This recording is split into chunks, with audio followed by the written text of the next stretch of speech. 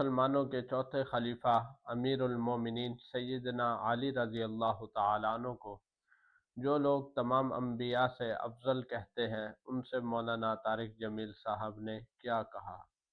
ایک کلپ نظر سے گزرا، پہلی دفعہ زندگی میں 70 سال عمر ہو گئی اور میرے تو رونگٹے کھڑے ہو گئے اور میں بالکل پاگل سا ہو گیا کہ ایک صاحب اہل تشیع کے عالم فرما رہے تھے کہ حضرت علی کا درجہ حضرت محمد صلی اللہ علیہ وسلم کے بعد جتنے نبی آئے ہیں ان سب سے افضل ہے۔ تو بھائیو، بات کرنے سے پہلے کچھ تھوڑا سوچ بھی لینا چاہیے کہ نبی سے بھی کوئی افضل ہو سکتا ہے؟ جو ہمارے اہل تشیع بھائیوں نے امام مقرر کیے ہیں، کوئی وحی نہیں آئی، کوئی الہام نہیں آیا، کوئی جبریل نہیں آیا، اور خود ساختہ یہ امام بنائے ہیں۔ امام حسن کی نسل میں سے ایک کو بھی نہیں چنا، حالانکہ ان پر بھی اتنا ظلم ہوا ہے جتنا امام حسین علیہ السلام کے قافلے پر ظلم ہوا ہے۔ تو حضرت علی کا درجہ سارے نبیوں سے افضل ہے۔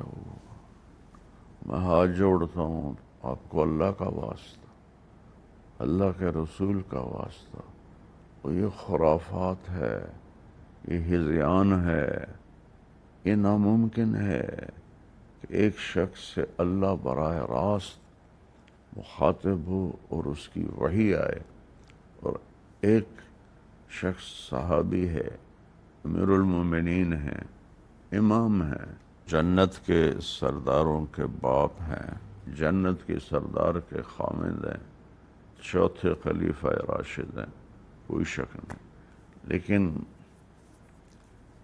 سارے نبیوں سے افضل ہے۔ مسلمانوں کی مقدس کتاب جس کے بارے میں اللہ تعالیٰ خود فرماتے ہیں ذالک الکتاب لا ریب فیہ، ایک اور مقام پر اللہ تعالیٰ نے فرمایا انا نحن نزلنا الذکر وانا لہ لحافظون۔ جو لوگ اس کو تبدیل شدہ کہتے ہیں، ان سے مولانا طارق جمیل صاحب نے کیا کہا؟ ایک عجیب سی بات ہے، ایک نوجوان ہے، امریکہ میں رہتا ہے، تو وہ کہہ رہا تھا یہ قرآن تو وہ قرآن ہی نہیں ہے جو ہمارے نبی پر اترا، یہ تو ابوبکر و عمر کا قرآن ہے۔ تو 1400 سال سے امت بغیر قرآن کے چل رہی ہے، اور امام زمانہ، امام غائب آئیں گے تو وہ قرآن لے کر آئیں گے، تو پیچھے تو ساری امت ہی کفر میں چلی گئی، کسی کے پاس بھی پھر قرآن کوئی نہیں ہے، سارے ہی وہ کفر میں چلے گئے۔ بھلا کبھی ایسا ہو سکتا ہے کہ اللہ اپنے آخری نبی کی امت کو اس طرح چھوڑ دے کہ ان کے پاس ان کی کتاب ہی نہ ہو؟ تو ایک اس کا بڑا دکھ ہوا ہے کہ اللہ کہتا ہے انا نحن نزلنا الذکر وانا لہ لحافظون۔ ایسے کس کس کے اللہ نے یہاں الفاظ ہتھوڑے کی طرح ہمارے دماغ پر مارے ہیں۔ بے شک میں نے ہی قرآن اتارا، الذکر، قرآن نے کہا الذکر، الف لام لگایا، ہم نے اس کو اتارا، اور انا ہم ہی، دوبارہ تاکید ہے، لہو لحافظون، ہم ہی اس کی حفاظت کرنے والے ہیں۔ لا تبدیل لکلمات اللہ، لا مبدل لکلماتہ، انہ لقول فصل وما هو بالہزل، تفصیل الکتاب لا ریب فیہ، ذالک الکتاب لا ریب فیہ۔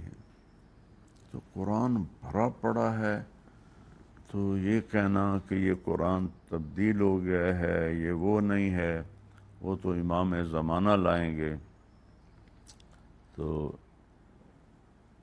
میری گزارش ہے کہ اس پر غور فرما لیں۔ یہ قرآن وہی ہے جو میرے نبی پہ اترا ہے، یہ قرآن وہی ہے جو میرے نبی پہ اترا ہے، یہ قرآن وہی ہے جو میرے نبی پہ اترا ہے۔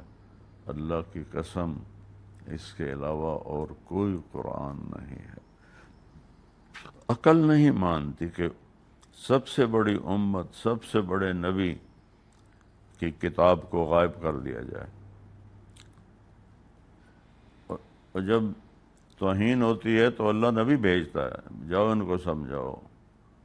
وہ کہہ رہے تھے کہ وہ لوگوں نے توہین کی تو وہ اللہ نے امام زمانہ کو دے دیا، وہ اس کو لے کے سرمن رعا میں، یہ شہر معتصم نے آباد کیا تھا، اس میں جا کے وہ غائب ہو گئے۔ اس لیے ہر سال شیعہ وہاں جا کے جمع ہوتے ہیں کہ نکلیں گے۔ ہمارے نزدیک وہ ایسے غائب نہیں ہیں، امام حسن کے اولاد سے ہیں، اور وہ پیدا ہوں گے اور وہ بیت اللہ میں ان کا ظہور ہوگا۔ اور ہمارے شیعہ دوستوں کے ہاں امام حسین کے اولاد سے ہیں، پیدا ہو کر وہ غائب ہو چکے ہیں، اور وہ قیامت کے قریب وہ ظاہر ہوں گے۔ تو بہرحال ایسے تو بہت سی چیزیں ہیں، میں نے بڑے احتیاط اور ادب سے، آپ کو محسوس بھی ہوگا کہ میرے لہجے میں آج ایک عاجزی ہے، ایک درخواست ہے، نہ کہ میں کوئی طنز کر رہا ہوں یا آوازیں کس رہا ہوں۔ ایک درخواست ہے کہ ان چیزوں پہ غور فرمائیں۔ قرآن کو کوئی بدل نہیں سکتا، ایک حرف آگے پیچھے نہیں ہو سکتا، نہ کوئی کر سکتا ہے، نہیں، کبھی نہیں، کبھی نہیں۔ یہ وہی قرآن ہے، وہی ہے۔ بل هو قرآن مجید فی لوح محفوظ، اللہ نے اپنے قرآن میں کہا کہ یہ لوح محفوظ میں محفوظ کر دیا گیا ہے۔ تو اس لیے میری یہ چند گزارشات تھیں۔ اللہ تعالی ہمیں قرآن کریم کو سمجھنے اور اہل بیت سے محبت رکھنے کی توفیق عطا فرمائے۔